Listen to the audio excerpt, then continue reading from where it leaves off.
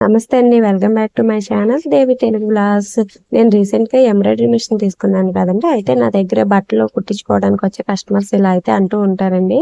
మిషన్‌కి cloth fit చేసేస్తే అదే స్టిచ్ చేసేస్తుంది కదా! మీరేం చేయవసరం లేదు కదా! అంటూ ఉంటారండి. నేను కూడా అవును ఏమి చేయవసరం లేదు. అదే చేసేసుకుంటుంది మొత్తం అంతా అని చెప్తాను. కానీ వాళ్ళకి తెలీదు కదండీ! క్లాత్ ఫిట్ చేసిన దగ్గర నుంచి డిజైన్ సెట్ చేసే వరకు మినిమమ్ ఒక 20 నిమిషాలైనా పడుతుంది. కొన్ని సార్లు అరగంట పైనే పడుతుంది కదండీ!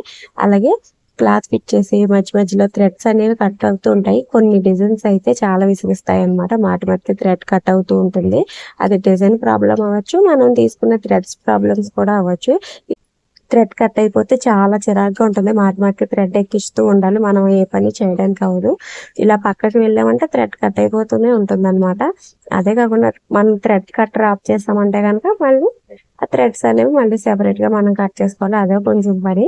అలాగే మళ్ళీ ఎక్స్‌ట్రా క్లాత్ జాయింటింగ్ ఉంటుంది. దాన్ని మళ్ళీ నెమ్మదిగా రిమూవ్ చేసుకోవాలి క్లాత్ చిరిగిపోకుండా.